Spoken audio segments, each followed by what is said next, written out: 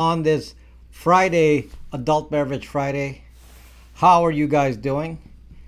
According to this, it says I'm live, but I know it's not always true. So I'll wait just a second. So, hello, folks. I have to wear glasses so I can see your comments because it's really hard to see. The comments are very tiny.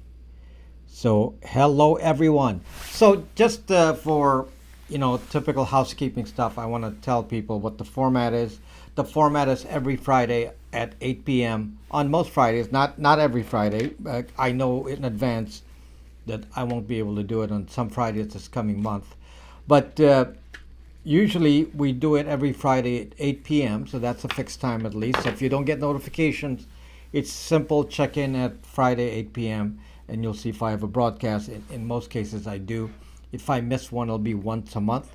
And then the format is I talk for 30 minutes about the topic, and then the rest of it is Q&A for the rest of the hour, for the next hour.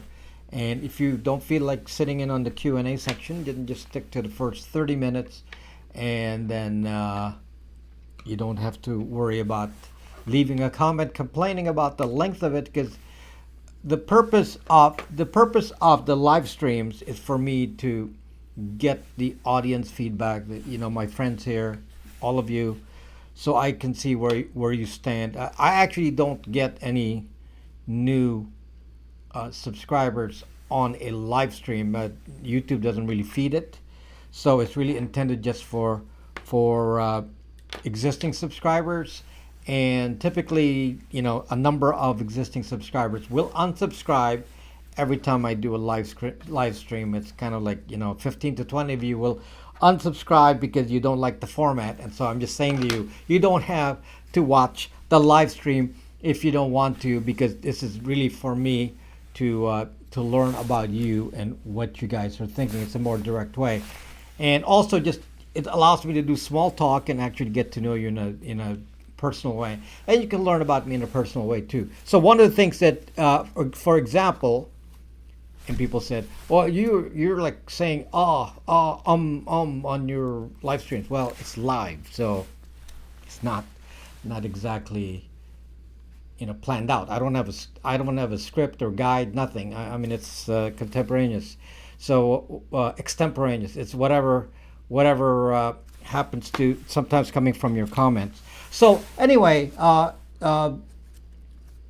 the point of today's broadcast is to talk about something new that I don't think people got really from the video I released yesterday, which was about Apple AirTag. I don't think people really got the point, because they kept talking about the Apple AirTag as a stalking device, and they really missed the point that I tried to minimize that. But before I talk about that, let me just tell you something else.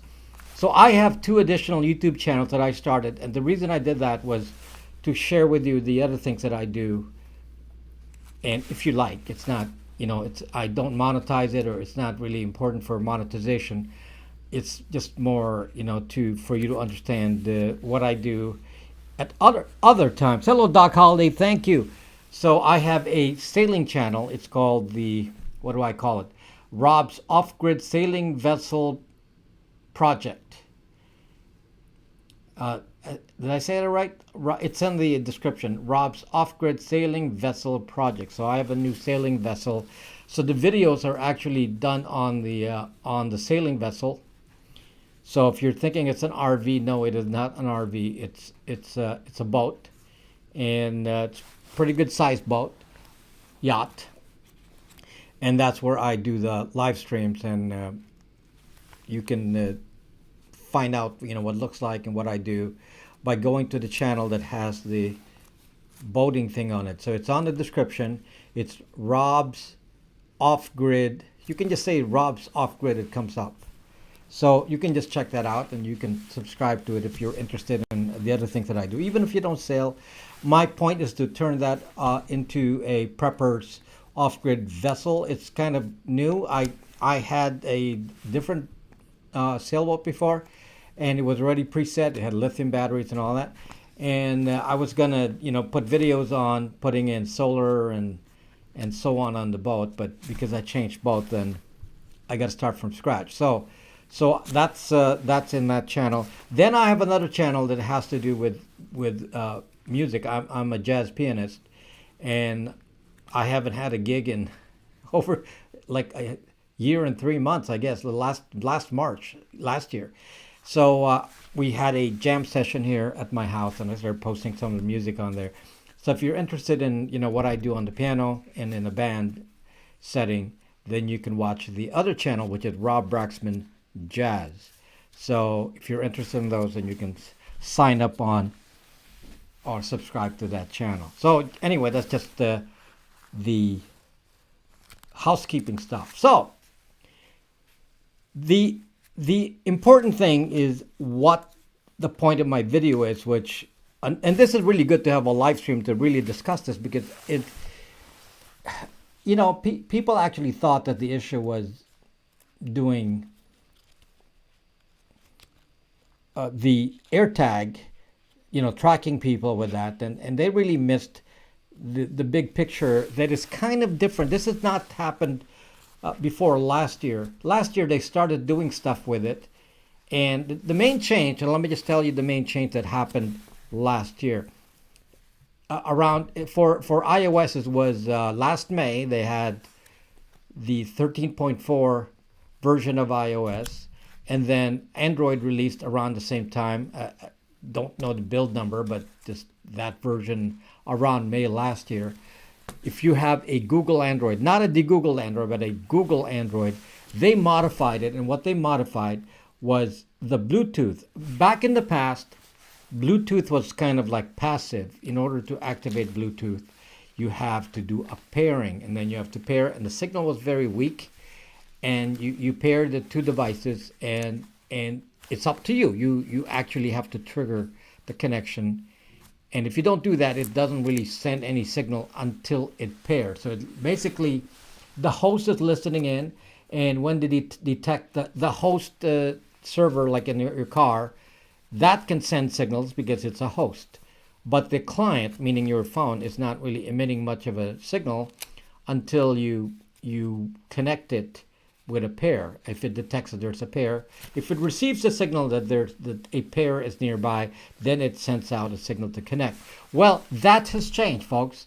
What's changed now since contact tracing was that your phone acts like a host. It actually starts emitting Bluetooth signals in a more hyperactive mode, and it announces itself. And if you know anything about hacking, you will understand that there's actually a frequency. I believe Bluetooth is in the 2.4 gigahertz, somewhere up in the upper ranges of that, and it sends out a signal that can be captured on a radio. And it's a digital signal, and in that, part of the data stream includes, as usual, the MAC address of the Bluetooth device, which is a unique identifier. So your phones, if you have a standard iOS with 13.4 and above, and if you have a Android from May last year and you upgraded it, then you will have this contact tracing thing. And it means that your device can actually be sensed now. Now your Wi-Fi can always be sensed. Your Wi-Fi emits a broadcast that says, "Hey, I'm looking for my home network," and it announces that every time your phone is on. So that's happening several times a second, depending. And for Android, it's like several times a second. It's going through every frequency, because you got to go through all the frequencies for Wi-Fi, and then on 5 gigahertz there's extra frequencies in there, so it has to rotate through like a dozen, maybe 20 frequencies. It has to jump up and down and signal and say, anyone there listening to me, and announcing your MAC address. So any hacker can actually sense that and actually can recognize your device. All they have to do is go listen into the Wi-Fi within a couple hundred feet or so. So Bluetooth now is like that. So they actually made Bluetooth send a more powerful signal, and it's announcing all this. Now, that by itself is kind of interesting that it announces, but the part that really makes this a little bit more interesting is the fact that the Bluetooth also now listens. So every Bluetooth device, being all of your phones, is listening to this Bluetooth transmission. And, you know, at the moment, they're not listening to the Wi-Fi transmission on the phone. You need a separate hardware to do that, or a separate Wi-Fi adapter. But they have now made it so that Bluetooth itself will listen. And that has changed. Right now, the only way to listen to Bluetooth and Wi-Fi before all this was if you actually, you know, have a radio like I do. I can listen to if I know what the frequency is, then I can listen to that. And then you can use actually like Wireshark, and you can, you know, look at the capture the transmissions, and even feed fake packets into the network to do things like you can stop a network. Any hacker knows this is all common stuff. So the main thing that's happened with the receiving of the signal is the signal then is controlled by the OS. The OS is listening in to your environment, listening for Bluetooth and reacting to the signal in some way. Now, why this is interesting is because this is built into the OS. You don't get a choice in this. AirTag is the first heavy use of this technology. And what it really is, if you want to actually think about what I'm talking about. Thank you, Dochas on Domhain. Thank you. Don't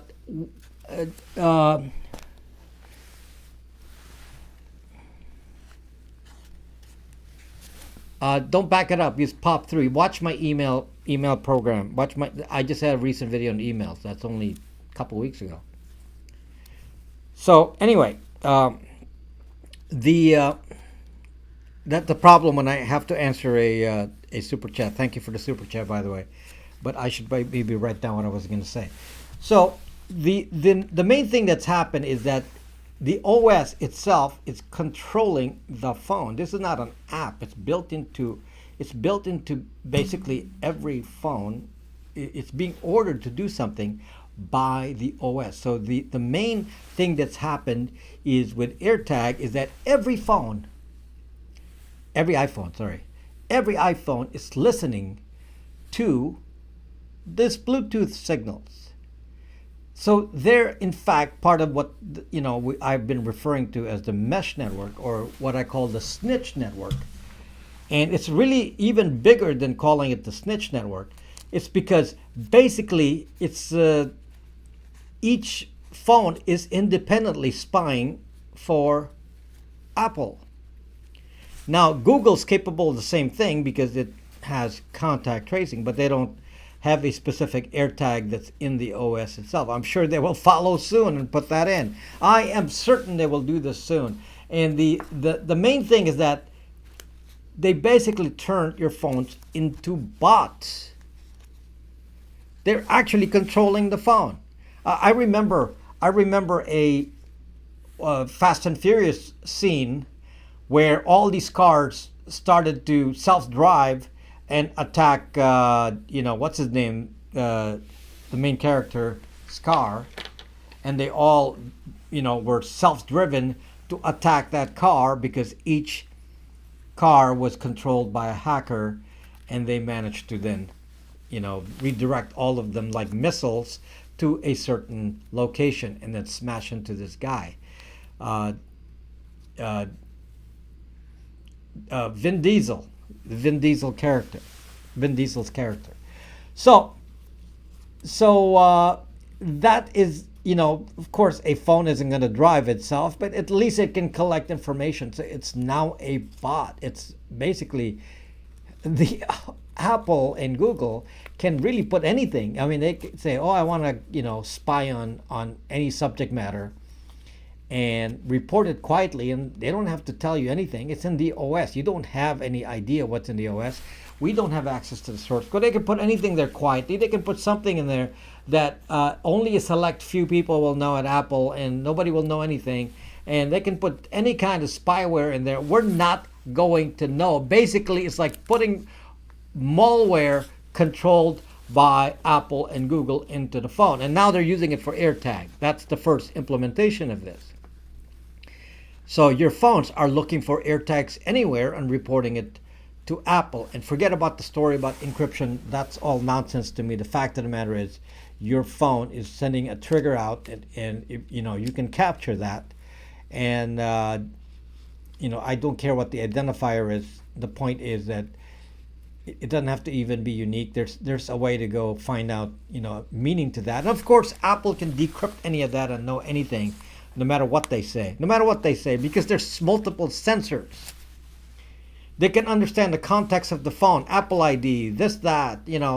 Some of you, supposed experts come to me and say, "Oh, they said it's encrypted. It does this and does that, and you can't. They said this is how it works, and that's really good. And I trust them. I trust Apple. And somebody says, I'm gay, and Tim Cook is gay, so therefore I trust Tim Cook. Peter Thiel is gay. Peter Thiel runs Palantir." And you're just going to say, "Oh, he's gay. I'm going to trust him." Don't care what, what does this have to do with anything? They own big companies. They run these big companies with a lot of power, and they are not doing it for you because you're gay and he's gay too, or they're gay too. That has nothing to do with anything. They're doing it for themselves. They want to make money. They want to be rich. They want to control. Billionaires want to control. They're billionaires. So you're saying, "Oh, I'm going to trust them." What the heck? Where do you get this trust? Why would you trust anyone? Why don't you believe in a trustless system where no one can abuse? Thank you, Matthew. Why would you believe? Why would you go for a trustless system where you don't have to trust anyone? I don't trust anyone. So all of you know I carry this phone here, which is the Google. There's no Google in here. I don't have to trust anyone with this. It doesn't emit any data. There's no identity. I've never logged onto this. Even if Bluetooth worked, I don't know what the identity is. There is no. That Bluetooth code that I'm talking about, the bot thing, that's not on here. How do I know it's not on there? Because it's open source. I can check it. Okay? I couldn't find it. I couldn't find any of the stuff that I worry about with Google. By the way, some cybersecurity researchers will challenge me and say, "Well, it doesn't exist because you haven't found it." It's like, don't be fools. They've actually said it's there. When Google says it's there and you're saying, "Well, I didn't find proof of it, so it's not there," and yet they're collecting data, and one of the hacker guys actually tapped into that database. I'm talking about the Wi-Fi scanning database. That somebody from Reddit said, "Oh, this guy is like, he's fear-mongering because he's talking about threats that don't exist." And, that's the stupidity of this when, a DEF CON, Sammy, I forget Sammy's last name. Sammy lives around here. But he, I can't tell you why I know Sammy lives around here. Can't tell you that, but I found out that he lives around here near me.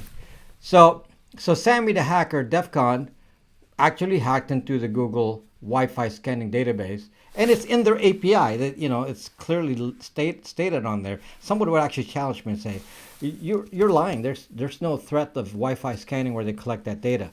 That's one of the bot things that your phone does. And that's done by Apple and Google. What it is, I'm going to explain it to you again. I'm going to explain, not Sammy Hagar, no, Sammy the hacker. What's his last name?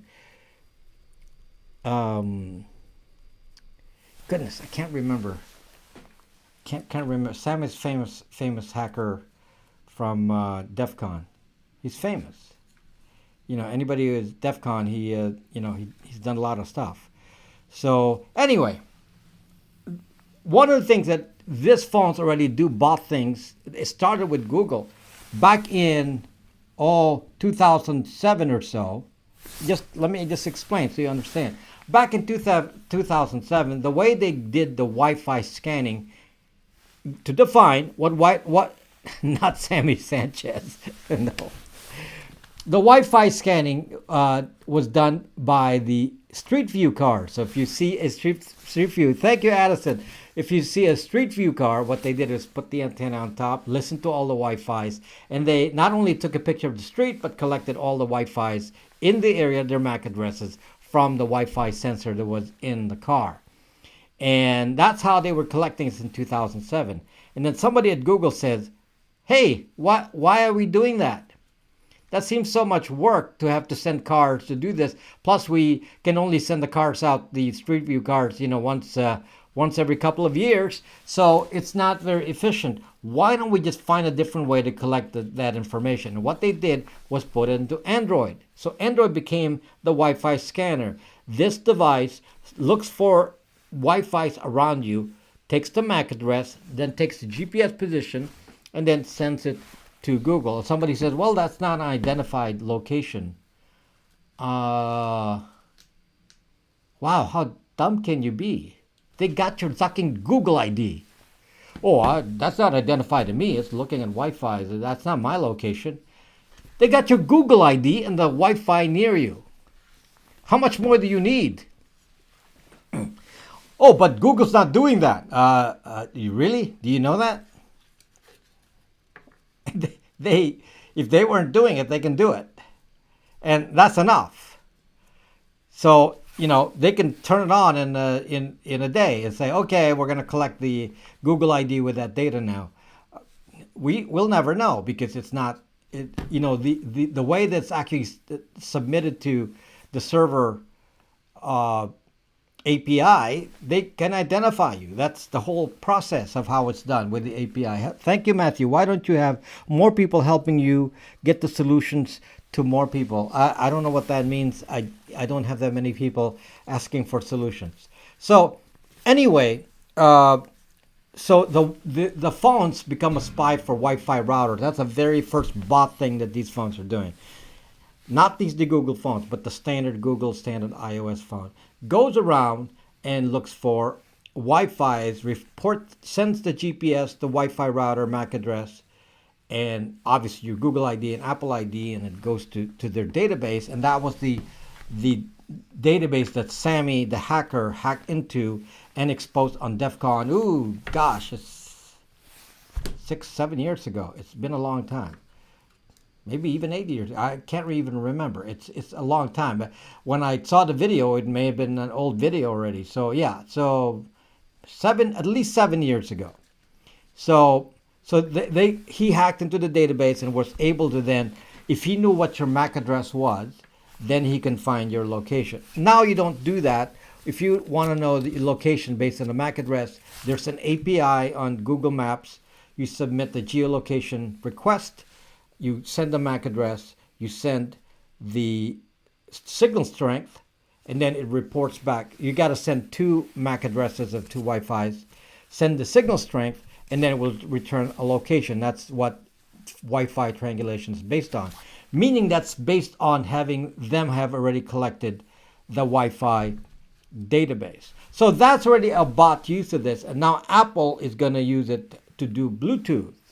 So there's a lot of sensors on this, guys. I don't know if you realize that a phone has motion sensors. It can even do, listen to this, guys. Listen to this. Pay attention here.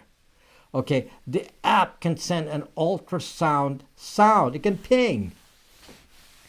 It can quietly ping. Okay, 2 points. The phone can listen. It's capable of listening. The phone can ping. Therefore, if I want to find somebody, just be theoretical here because you can actually do this. You can ping an ultrasound sound that no one can hear except for your dogs. And then other phones can listen. So you can have a community of phones listening in to the ping. And this is what I'm talking about, where you enslave these phones, and they're using it to a different level now, where the phones can actually participate in a botnet, not controlled by hackers, but potentially controlled by Apple and Google. And some of you say, well, they're not going to do that. Oh, really? They already did the Wi-Fi. They already did the AirTag. What's next? What I'm telling you is extremely easy to do. Extremely easy. I could find somebody with an ultrasound. If I'm trying to locate a particular person and I can do it by sound, that's one of the ways. It's very subtle. I can use it. I could probably, have a 3-letter agency use that and say, okay, let me ping every phone in that area and let's see, or ping certain target phones and see if we can locate the sound by having other phones listen to that ultrasound and capture it. I have a video on that talks about the sound part. So that's already in existence. So that's an example of uses of this. And obviously, if somebody wanted to use the camera, the motion sensors, gyros, things like that, there's a way to do it as in a group kind of bot way, and it's similar to the concept of nanobots. If you ever listen to watch science fiction where they talk about nanobots, the idea of nanobots is they inject basically an intelligent or computerized little nanoparticles in your body, and then that reacts like a computer inside your body, and it can do repairs and enhance your brain and all of that. It's in a lot of these sci-fi movies. Well, we may not be at the point of injecting it, but we don't have to inject it because we're always carrying this. So this is the precursor to the nanobot. So this is a bot. So so some of you are saying, well, I shouldn't criticize Apple, because I love Apple, they're a great company, and they said they're for privacy. And what the heck, guys? I mean, what are you basing this on? Why would you blindly trust the largest company in the world that is there for profit, not for you? Apple doesn't exist for you. If you think they're doing this for you, you got to be kidding me. They're doing it for Apple. They're the largest zucking company in the world. They're worth $2 trillion in value. And last I looked, there wasn't even any company. There were only 10 countries that has a GDP over 2 trillion. 10. To just give you the size of it. I mean, it's huge. And you're saying, whoa, can't find my jazz channel. It's called Rob Braxman Jazz. It's on the link. It's linked in the description of this video. So anyway, so if I tell you that, you be cautious, stop using Google Androids and Apple phones, please listen. We're setting it up. We're setting up enslavement here. We're setting up Skynet.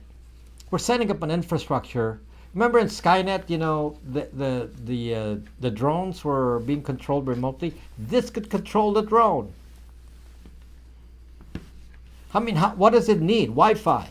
Someone could turn it on and control a drone and basically have a network of drones that can run off the Wi-Fis of every phone in existence. I mean, guys, understand the tech here. What I'm talking about is pretty simple stuff. Pretty simple stuff. It means you need to have more people hands-on to make the Google phones and make it common enough to make a difference. Well, I don't have that much sales that I need to expand the market. So I got to make it more popular first. When all of you are, thinking of getting a Google phone, then that might change. But right now, only a small number of you get the Google phones. It's, and a lot of you do it yourself as well. By the way, you don't have to have me do the Google phones. If you find the more standardized the phone, the easier it is to do this. Now, I'm going to tell you that, some phones are a little bit more tricky. For example, some of these ROMs claim that the easiest ones to de-Google is a Google Pixel, any variation of Google Pixel, and it's actually incorrect because you can't even buy, if you go to eBay and buy a Pixel, you have a 50% chance, 50% chance of having to return it because it can't be de-Googled. Only 50% of Pixel phones can be de-Googled, and that's the one that didn't come from a carrier. So never buy from a carrier. That's kind of, if you're going to buy a Pixel and you want to in the future be able to de-Google it, all you have to do is never buy from a carrier. Do not buy from Verizon or AT&T or T-Mobile. Buy the phone from the Google store. Yeah, you say, well, I'm giving profit to Google. Doesn't make any difference. Google made it so it's easier to de-Google a phone because the carrier didn't lock it. So the locking is being put in by the carrier. So they're so zucked up, they got to lock your phone. So why do they do that? I don't know. Why does Samsung lock every USA-made phone from de-Googling? What the heck? Why did they do that? I don't. Weird talk tonight. What weird talk are we talking about? Am I talking weird talk? If you think what I'm talking is weird, I hope not. Everything I'm talking about is pretty black and white. So anyway, so that's just a brief summary of the issue. In case you're thinking that I'm talking about the AirTag itself, it isn't the Air. Obviously, I'm not going to use an AirTag, but it's not even the AirTag itself that's the issue. It's the iPhone that is using the AirTag to beacon itself. So it's not that the AirTag itself is significant for stalking. It means that your iPhone is actually revealing itself every time it finds an AirTag. So you're not revealing the AirTag. This is the mistake. This is the mistake. You actually think that the AirTag is being revealed every time there's an iPhone. It's actually the other way around. The iPhone is being revealed by the AirTags. If your friends are hanging around, there happens to be an AirTag next to you, then all of your 5 friends have been identified to be together just from all of them reporting the same AirTag.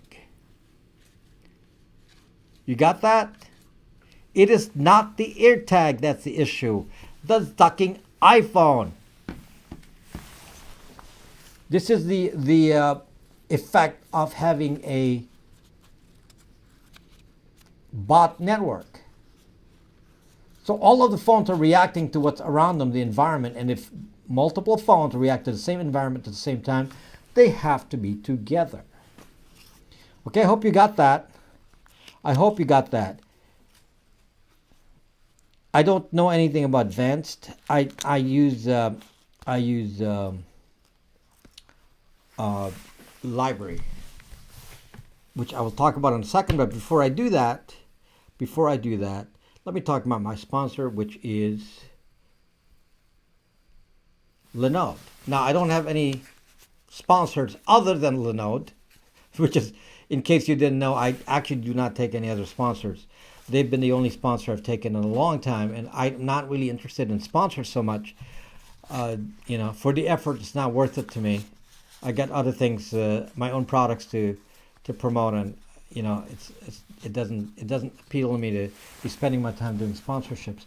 So because of that, I'm not tainted by a sponsor. What I'm telling you is what it is. So I can talk about products and anybody else, and don't have to be influenced by them. So, but Lenovo is been a long time sponsor, and I actually use Lenovo. So I'm not, this is interesting that they're not just a sponsor, but I actually use them, and I've known Lenovo since many years ago, though I wasn't using Lenovo before. Then when they became my sponsor and I used them, and I was really impressed. First of all, the tech support.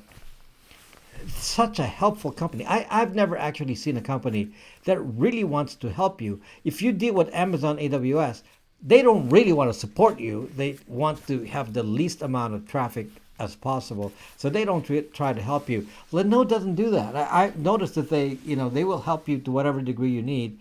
I don't need much support from Lenovo, but whenever I had to, they never ignored me, and I got very good answers. So their tech support staff are, very high level. So they've been training them well, and so I'm very impressed by them. If you use the Lenovo.com/Rob Braxman code, they will actually give you a $100 credit that you can use inside of 2 months if you use a Lenovo server. And for some of you wanting to learn how to do Linux servers, for example, I mean, goodness, you can learn for free. So you have 2 months to learn for free. You can set up as many servers you want, set it up, kill it, set it up again, and they make it even easier. For example, if you want to set up a certain kind of server, like say a web server, they can pre-install it for you. You select it if it's one of the app versions that they have. You don't even have to install it; they can do it for you. So very, very simple. So anyway, so that's something that I recommend highly from actual use. I'm not recommending them because they're a sponsor alone. Obviously, they're a sponsor, but I wouldn't recommend it if they're not good. I terminate the relationship. So anyway, let me look at your questions here, and that's a lot of questions. That's why I had to wear glasses so I can read the questions. Did Apple give their source code backdoor to China? They can leave an opening for China, but they don't necessarily have to give their source code. They can give them what is called an API, meaning a hook. No, I'm sure they won't expose their entire source code, but they can give them a hook and say, here's the hook, you can use it for whatever purpose. Google did that. Favorite VPN is only one VPN, Doc Holiday, which is Bytes VPN. I don't know what you're thinking here. Shouldn't be. Oh, that's not. Yeah. Bytes VPN, which is my VPN. And smaller VPNs are more under the table. They're more on the down low.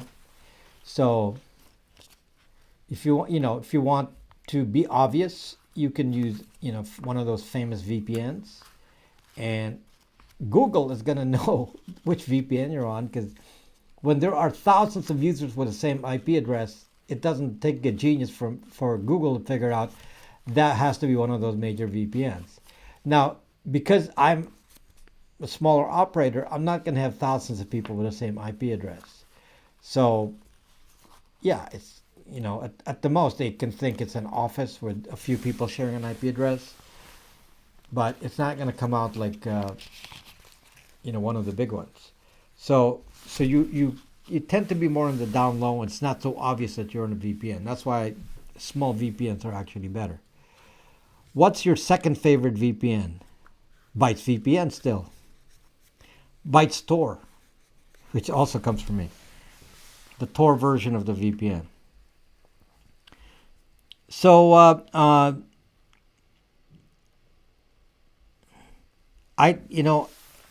somebody can give me a Bitium, and then I can tell you, but since I have no experience with Bitium, I don't know what that is. Does it have Google? Not Google? No Google? Is it a custom ROM? I don't know what it is. Never seen one. So since I've never seen one, I can't make any comment. Why would you actually? There's nothing said on their website that tells us. They just say, "Oh, we're the most secure phone." That's BS. I don't buy that. Give me one, and let's see. What's in there. See what's in there. I'm really. I was wondering because Facebook and Google have been showing me fast food ads because they want to kill me. Do you agree? I was SIM swapped and lost $50K in crypto. Wow.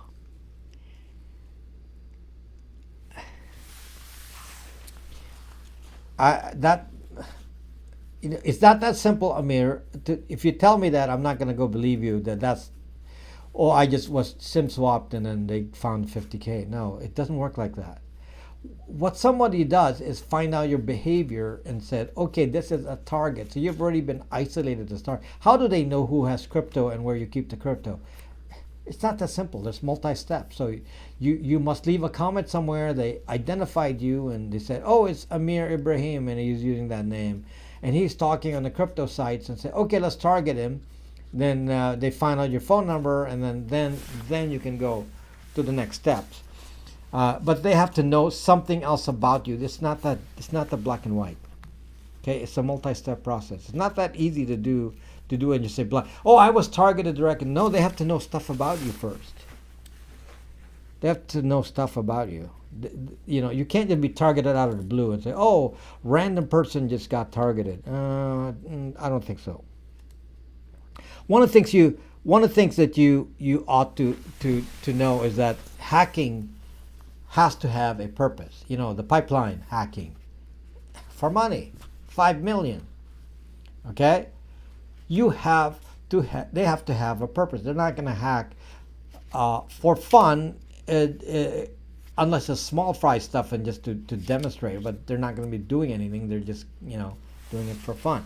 Hacking is an activity that can be just, you know, finding a population to work with, you know, like isolating a group, profiling, and then to actually hack an individual requires many steps. And guess how they attack you first. What is the best way to attack you remotely? Of course, the best way to attack you remotely is by email. 99% of the attacks will come by email. 99%. Yes, some specialized things, they can send you a photo by email, like with Jeff Bezos, but that's state level attacks. Pirate Chain, Ultimate Privacy Coin. Know about it? No, I don't know anything about it. I use PRV, Privacy Coin. Was it really the group or another country?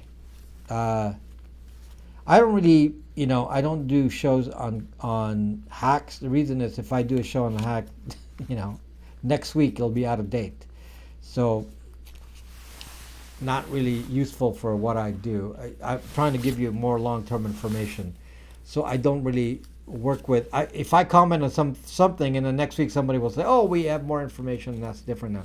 So I don't really deal with cyber security hacks for that reason. Not because, you know, obviously that's part of what I cover, but I have to do it in general. Simjacking, yeah, those are still valid attacks, and they do it from the SIM card. The SIM card has a chip in it, and it interacts with the CPU that's in the baseband modem. So the programming instructions are in the SIM card, and a carrier can actually put the program in there, and they actually found a way to hack into the code of whatever the carrier knows. In fact, it wasn't even documented, kind of old stuff. And somebody probably had inside information about this programming language built in that was built into the SIM card, and then all baseband modems had the code to react to it, and there you go. So SIM cards are baseband modems are programmable. They're actually kind of like FPGA. What is it? What does FPGA mean again? Programmable array. What is it? Field gate. What programmable array? What is field? I forget what the G is. FGPA. So I don't do a lot of hardware, so it doesn't come to mind, you know, what the acronyms mean. But programmable devices, the baseband modem, every phone has a baseband modem for the cell, and that's programmable. In fact, it can be get an OTA on the air update. I actually found a document that shows the OTA update to a Qualcomm, which all of our phones from the US have Qualcomm in it, and there's an OTA update. So somebody could issue a on the air, that's what OTA means, on the air update to the phone, and have it do stuff to behave as bots. Again, that's another level of bot that I didn't talk about. So your phones can behave as bots with Apple and Google, but a third party can actually send a carrier update and impact on the baseband modem and can trigger some other activity on there, although that's more limited because they don't, the only code they can make use of is whatever code is in the baseband modem. They can't actually run the main CPU that I know of. There's actually a block to that, apparently, that's been built in. So the baseband modem, that's a cell, the chips for the cell. And by the way, it's all one now. It's called a system on a chip. So the baseband modem is built into the motherboard. So it's all one unit. So you can't really, meaning it's a chip. They insert the chip, the baseband modem chip, into the phone. They just solder it in there by machine, and that one chip is a computer. So your phone has computers inside the computer. The problem is the baseband modem is a computer that's controlled separately by Qualcomm and whoever has impact on that. And yeah, that's kind of scary. Now there are two baseband modem companies. One is Qualcomm, which is USA, and the other one is what's the name of the other one? In any case, the other one is made in Taiwan. So there's two companies that do the baseband modem. So they, in theory, both companies, it's not CCP controlling it, fortunately. The other one is Taiwan, and then the other one is Qualcomm. That would be kind of suspect to have a baseband modem that nobody even knows what's in the baseband modem. And the reason that they never reveal what's in the baseband modem is because of patents. So we actually never see the code to the baseband modem. So some of the stuff that I've researched on how to control the baseband modem actually come from documents that people have accidentally put on the internet. And that's where you can pick up on some of that if you know what you're looking for. What's your opinion, James Mason? Do you know that's a key word? James Mason, that's a key word to get demonetized and banned from YouTube. You can't that's actually one of the keywords. So I'm not even going to mention. I'm going to have to put that into the banned list of words, those initials. And neither should you say three-letter agencies on my videos, because that's also like they have some automatic tags for that. Some of you think I'm so paranoid for this. It's not paranoia. There's an actual program that's been revealed by the Guardian about the peering stations that actually capture internet activity that mentions three-letter agencies like the National Zucking Agency, the Zucking BI, and the Zucking IA, and maybe the British versions of that, the Zucking HQ. So yeah, so I don't, basically, I'm censored here. Whether you like it or not, I am censored. So I have to act like I'm within the framework, and I operate within the framework. But I'll just give you a hint, and that's enough. Just take the hint.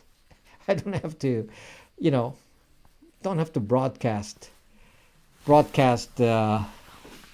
ideas. You just take the hint and understand that got to operate that way if you are expecting me to survive here on this platform. So I am on Library, of course, or Odyssey, odyssey.com, spelled Odyssee, not the classic version of the spelling of Odyssey. So odyssee.com is the other platform that I'm on, aside from my own platform. And the other one I'm on is Twitter, which I haven't been on Twitter in many months. Since beginning of the year. I was so offended by all the censorship that it just ticked me off. It just ticked me off. So I don't go to Twitter. So anyway, and I don't get any business from Twitter anyway. This doesn't really help. So on Library or in Odyssey, I am ranked number 16 now. I mean, amazing. Thank you, Nathaniel. I'm ranked number 16. Thank you so much. I'm ranked number 16 on Odyssey, and number 15 is Donald Trump. In case you didn't know, I am right below Donald Trump on the top list. So I'm number 16. Number 15 is Donald Trump. I'm going to tell you right now that it looks like I am going to pass on Odyssey. I am going to pass Donald Trump. So that can happen, soon. Could be a week, unless you guys, stop following me there. Yeah. So, and by the way, the amount of traffic on, like, I haven't gotten any subscribers on YouTube lately. They haven't been sharing my videos. Odyssey, SEE, not CEE. It's in the description. You don't have to click on it in the description. You don't have to guess. It's in the description. So I believe the top creator on there is Corbett, James Corbett. I think he's the top creator. That's not library. Because the top ones are library. They're owned by the platform. But as far as creators, he's up there. Maybe he's number 2 among the creators. So, but in reality, he's in the top 2 of the actual creators. So in reality, also, I'm in the top 10 of all creators on there if you discount the library stuff. And I'm the only one that talks about my topic, which is tech. There's a electrical engineering kind of channel that does gadgets, but that's not really what I talk about. So it's a completely different kind of thing. So there's one guy that talks hardware. I'm the only one that talks, software concepts. So yeah. So yeah. Follow me on Odyssey. That's pretty awesome that I've gotten to number 16, and I've only joined Odyssey like late last year. Late last year, and so in about a year's time, or less than a year, it's been awesome. It's been awesome. Now I don't know, in views it's not the same as YouTube. Some of you say, why are you on YouTube? You should be on BitChute and all these other places. And the fact of the matter is, YouTube is the one with the big numbers because it's the largest search engine in the world. So if I can use it, I got to use it. I have no choice. Okay? Got to use it. Got to use the system. So they let me talk badly. I mean, I don't talk badly about YouTube, but I do. I do tell you the bad news about their parent company, but I don't say anything about YouTube. Now, 2FA, that's a good question. SK, that's a good question. 2FA is not safe because you give your phone. If you can do 2FA without a phone, you would be better off. Otherwise, use fake phone numbers. So I use Ting.com for my secondary number. So I don't know about you guys, but I have multiple phone numbers, at least an extra phone number that always changes. So I have a stack of SIM cards from Ting. I bought I don't know, 50 of them at once, so that I could change phone numbers like monthly. And they don't sell those SIM cards. You can't buy those SIM cards anymore. And you go to Ting, there's no place to buy SIM card. And I was like, did they stop allowing that? And then you go to Amazon and they sell those same SIM cards for $9.99, $10 a piece. I was like, that's pretty crazy. So I want to tell you the system. By the way, if you're going to use Ting, I have a referral code if you're nice enough to share. So what I did was I called Ting and I said, hey, my SIM cards are expired. How do I do this? I'd like to have many. And I was nice. I didn't ask for 50. I said, can you give me 4 SIM cards? Could you give me 4 SIM cards? And they said, what are you going to use the SIM cards for?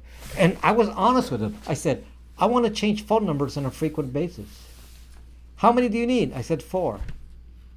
Okay, we'll ship it to you. I gave them a P.O. box. No P.O. box. KYC. No P.O. box. So, okay. Gave him a street address. It doesn't matter for this purpose. So I gave him a street address. Okay, so they ship, send it to a friend if you want to do that way. But for my purposes, it's only for 2FA, so it doesn't really matter. So I gave them an address, and they shipped me the SIM cards, and now I got 4 SIM cards I can use. So I have 4 months I can use it, and I can ask them again. They didn't charge me a dime. They sent it to me. FedEx.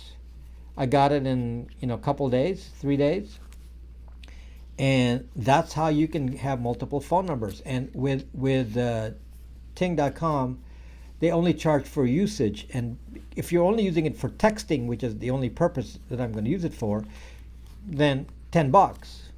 That's it, $10. Thank you, Great Gold. I don't know if they can cut and paste that link in there. So I should have left it in the description. So for $10, you can get a different phone number. And then, because I was trying to set up my new channel for YouTube, and it was hounding me for a 2FA. And I said, "Zuck you, Google. Zuck you, YouTube. I am not going to give you a phone number." So what did I do? Got a SIM card, which was kind of expensive doing this, but it's $10 a month. It's part of my privacy cost. So I used my SIM card, put it in, they took it, and then if they ever use that again, it's going to fail. So next month I got to change the phone number again. So so that my secondary channel uses that phone number, and I can't use Google Voice because it's Google. They don't accept Google Voice since they're already Google. So anyway, that's one of the ways. If you're able to use other means of 2FA, for example, you can use Google Authenticator, believe it or not, which is exactly the same as Authy. So if you say, "Well, it says Google on there," I'm not going to use that. You can use Authy. They're the same. Google Authenticator is open source. There's nothing on there. It's very basic. It's basically math. I can build a Google Authenticator, just copy it. It's basic a mathematical formula that's based on time. It's a time-based authorization. It's a time-based protocol, TOT, time on time. What is it? Time on time. It's TOTP is when it uses time.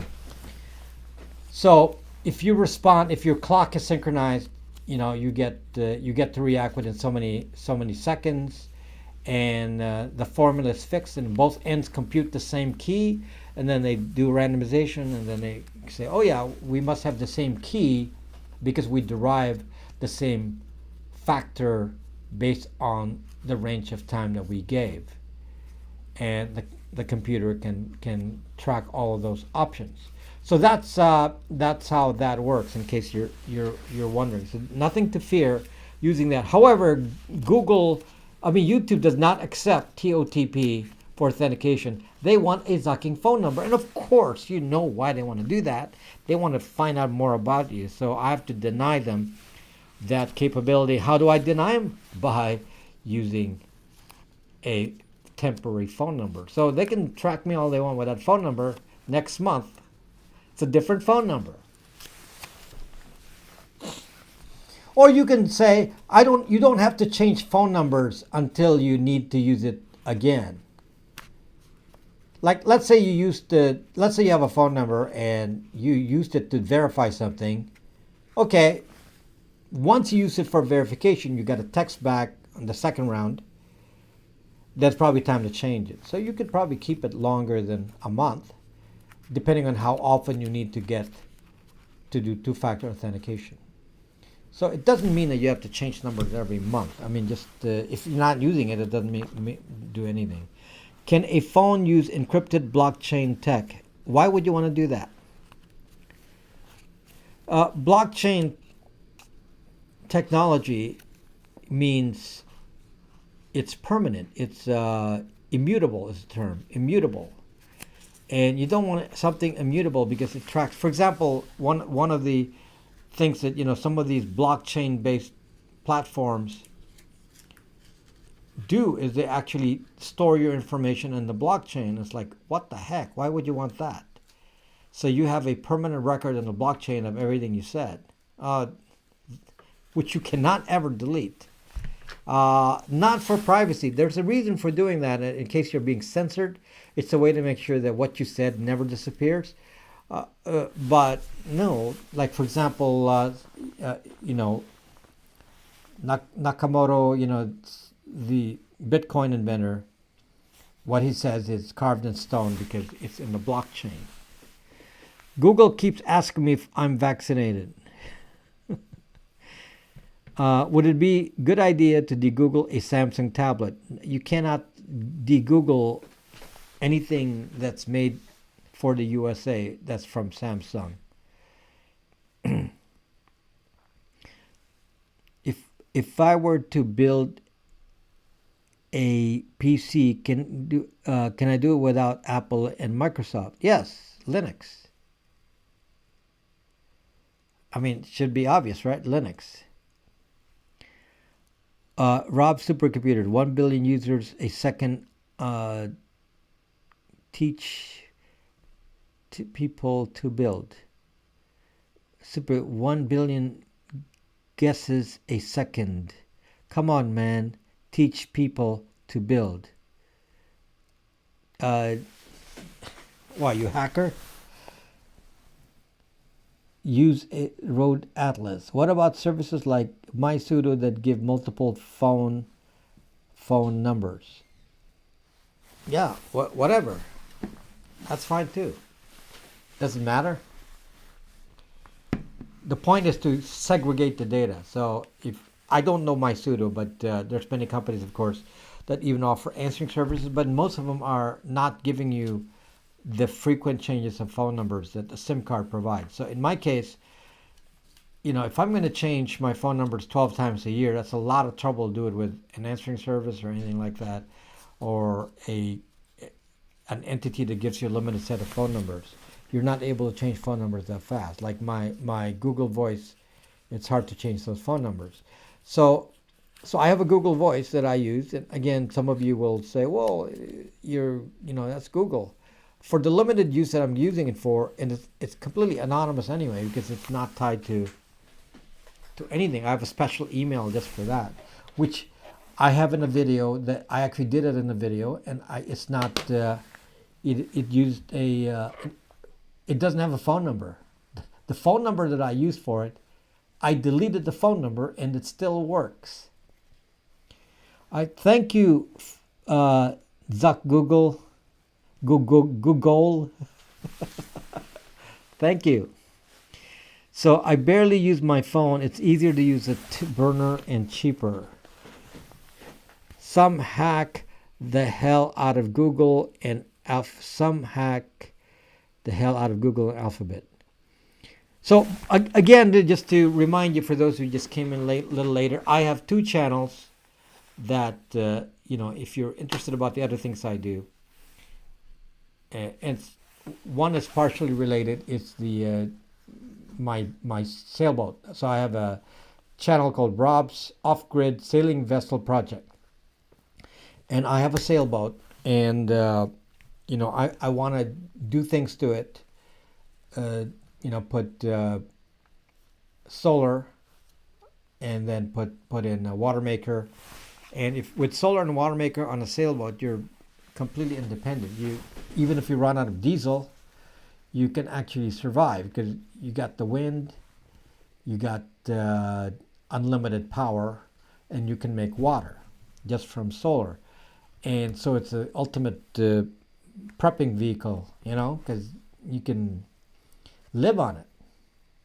Even if there's no even if you just left it on the dock, you can live on it. If there was no power, the boat could make water and power, and maybe you want to anchor it somewhere, just so nobody bothers you, far enough from shore that no one's going to swim to you, attack you, like zombies.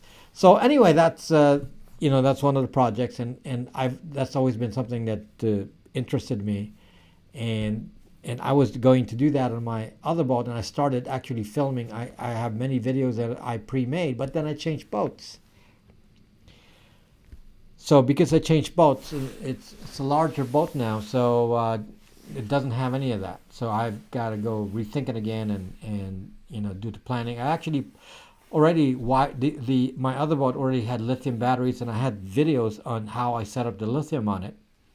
So that was a precursor to doing solar.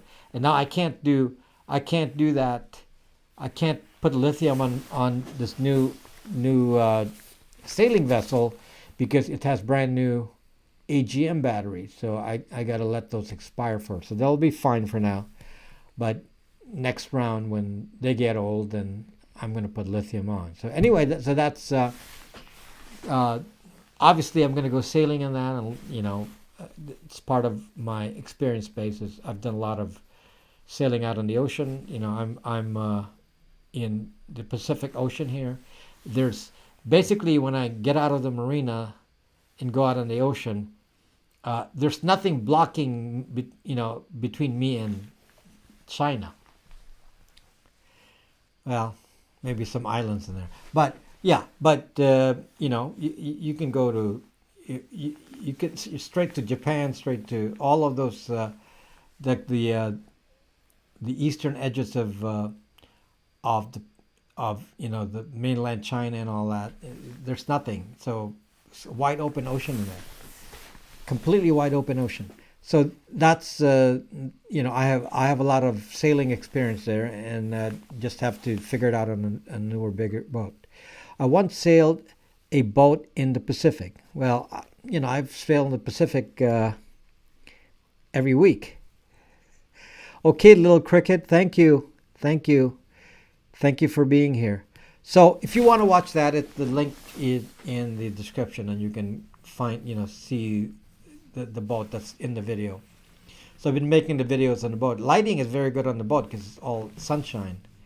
So the lighting that's why I like doing the videos on there, because it's the lighting is natural. Thoughts on blockchain technology for privacy. Blockchain is useful for cryptocurrency, but for privacy, be careful. If it's not being used for cryptocurrency, you do not want the immutable data. So don't assume that blockchain is useful for you. You don't want anything to be permanently immutable. So that means the same thing. Immutable, cannot be changed. Have you ever heard of the website Locals? It will be happy for you to communicate with your community. No. Pirates are real, Rob. Be careful on the high seas. Yes. Not in the USA. There are pirates, obviously, in certain parts. In fact, my friend was the one that was killed by the Somalis some years back. How many years back was that? So it's actually a friend of mine. He was going around the world, and he ended up in Bahrain. And then the Somalian pirates actually went hundreds of miles to go near the pass from Bahrain, and then basically hijacked the boat, captured my friend and wife and the two crew, tied them inside, and then the Navy happened to be nearby, so they were stalked by the Navy, and they basically killed my friends. So husband and wife and two crew members. Who I didn't know the crew members, but I knew the husband and wife that owned the boat. All of us knew them. So yeah, the FBI said that we can't talk about them in social media because they didn't want to know any details in case for the ransom. So yeah, they were the bad guys were taken to trial, and I believe they're in Virginia, where they were tried, and then they're in prison for a lifetime. So anyway, that's very, very sad. So yes, I know about pirates. So not going to go to that part of the world. So anyway, but it's just you know, it's. In fact, I was talking to another friend, and he was on the leg before that. Well, not exactly before, but my friend was on the leg to New Zealand, so they were on the New Zealand leg, and then before they went to Bahrain. So they probably went to New Zealand, and I presume they went to, Australia or Malaysia, Indonesia, one of those, and then from there, typically you jump into the Indian Ocean. So they must have gone to India, all that, and then when they were going to go down south to the Cape Horn, then on the way to South Africa, that's when they got hijacked. In and Audi asks, why do some companies block 2FA with voice over IP? Analog is more identifiable. Why would you use voice over IP? They don't want that. They want your phone number. What language they were Somalians? Thank you, John Doe. Peter West, when I get a new phone, it took me about a week to learn. Oh, you're talking to somebody else. Vault Boy, Stinger missile for pirates. I lived in Cape Town. Oh, Base Guy. Why did you live in Cape Town, Base Guy show? You should all follow Base Guy show. You know, he plays bass on YouTube and used to be on Periscope. My buddy from Periscope. So I have the music channel is Rob Braxman Jazz. I just posted music on there. I'm going to post for more. Then you can see all the mistakes I made as we did a jam session. I didn't play Blue and Green. I should have. Forgot about that. So we did that, and we did our first jam session in a year and 3 months. So that's on my new YouTube channel. That's the second YouTube channel. So I have a boating channel and that YouTube channel. So you guys, if you're interested in that, go subscribe. I didn't ask for subscriptions on those channels because I wasn't posting anything. So now I'm actually going to start posting on a regular basis. How to disable the Google location tracking on an Android version 5 Lollipop. You can't. You got to de-Google. You can't. Wi-Fi scanning is going to be on there. I am new hacker. Can you live? So somebody is trying to.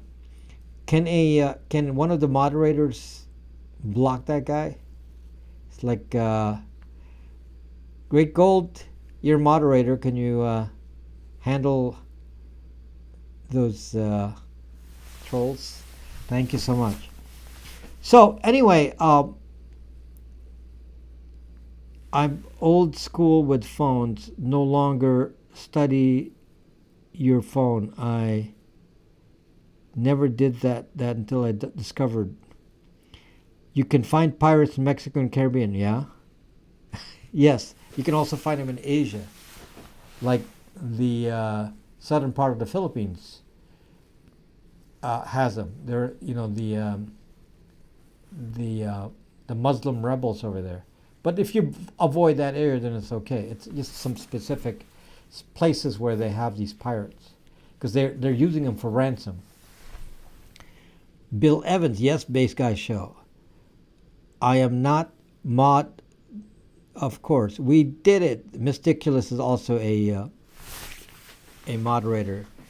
So the guys I know here can be moderators. I can see. Let me see. I can make more of you moderators too. I think Cosmic Roast needs to be a moderator.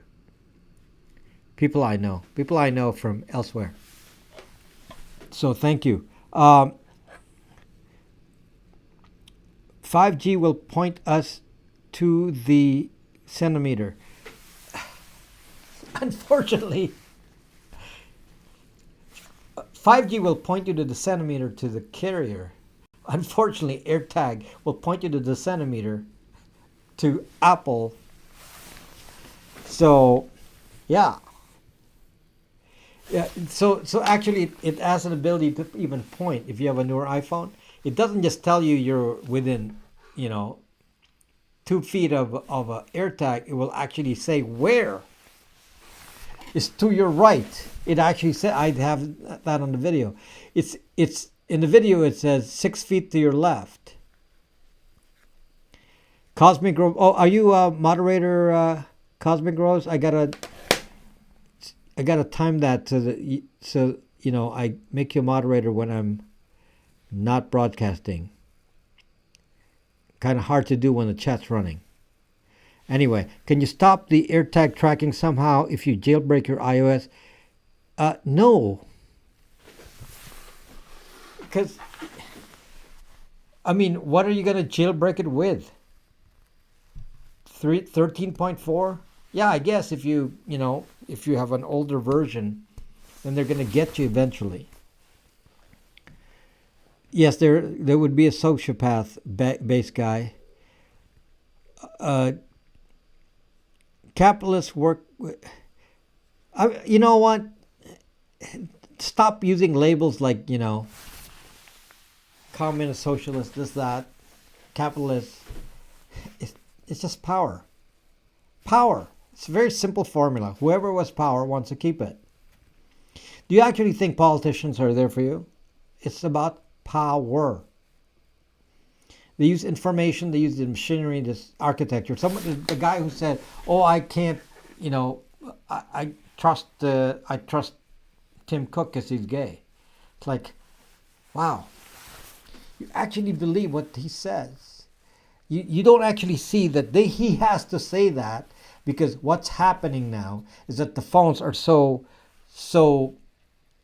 anti-privacy that in order for him to sell a phone, he has to claim to you guys that they are very respectful of privacy. They have to say that.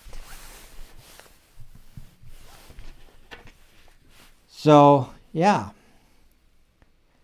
Yes, I didn't have to use a mask today.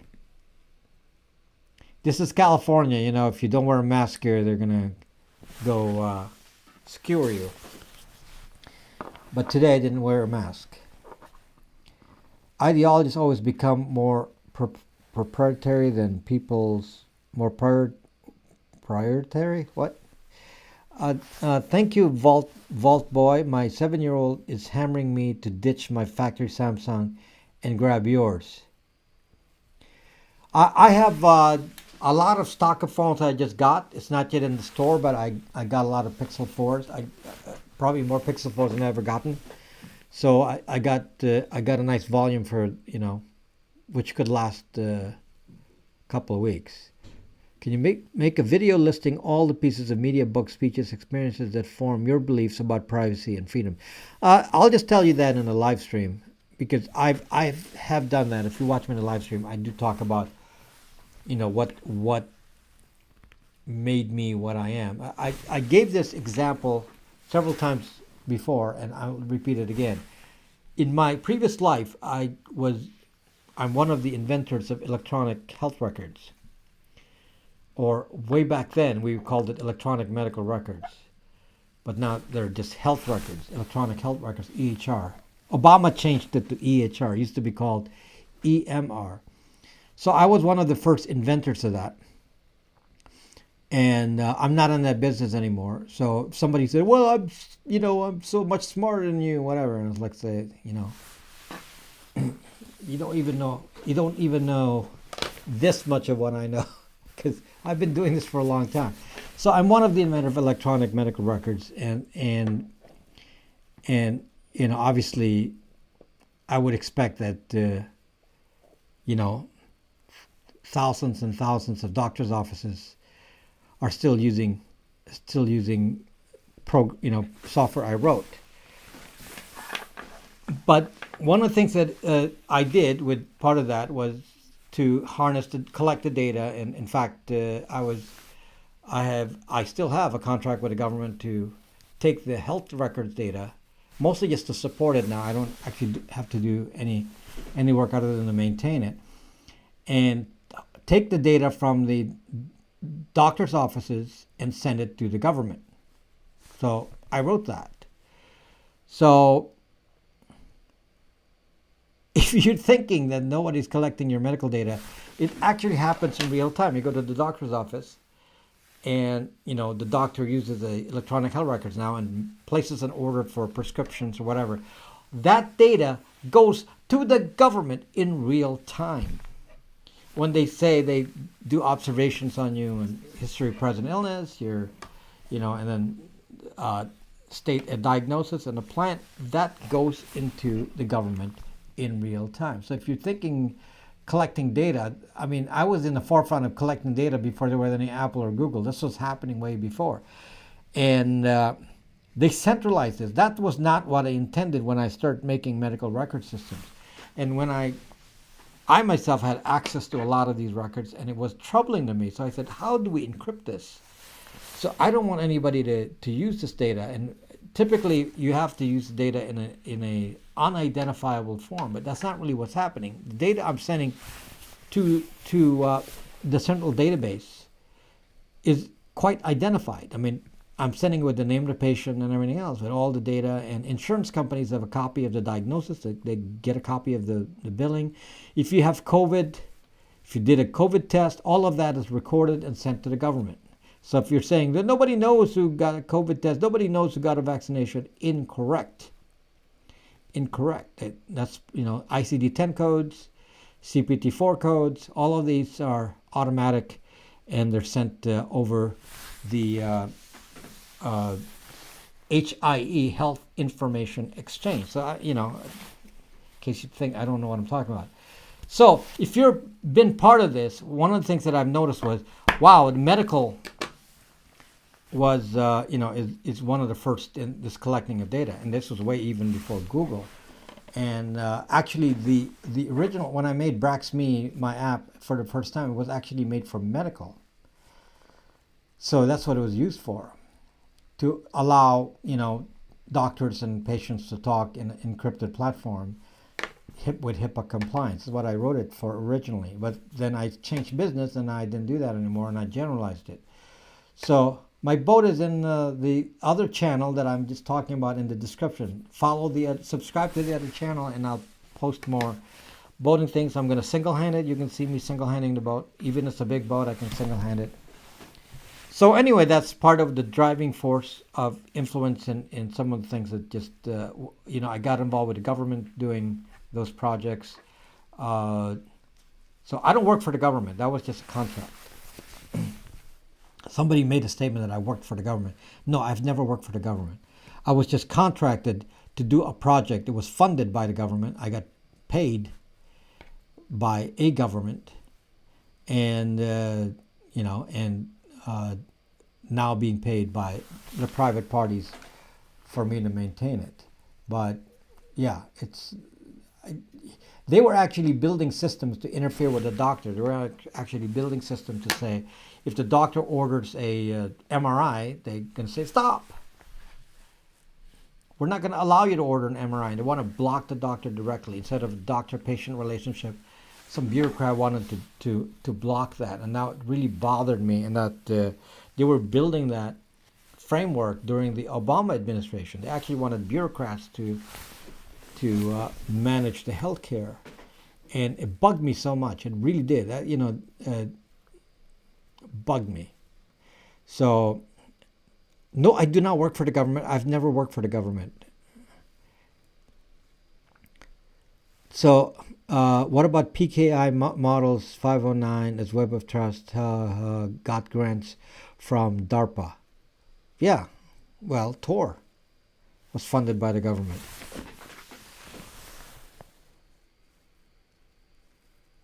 I don't know what next week's video is. Do you work for the National Zucking Agency? No, I do not work for any government. I do not work for any government. I simply had a healthcare contract. So, on my own, I had a company before. Obviously, the company had healthcare contracts too. But I personally, no longer affiliated with the company, I personally have had a healthcare contract. I do not work for the government. Looks like a technocrat power grab in a big way. Parallax, big way. We're definitely upgrading to your product if you'd be so kind to say howdy to my code-friendly 7-year-old son, Finnegan, near Tahoe. Wow, Finnegan is very educated. Wow, if I just had 7-year-olds that were so smart to understand the dangers of society here, that would be awesome. Bought a Google 4a 5G but have 2 other phones.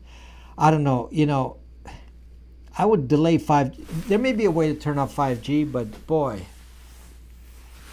what if they don't let you turn off 5G at some point? Probably they can let you turn off 5G right now. So Rob is good overall. You mean I'm a bad guy? How did you get the contracts?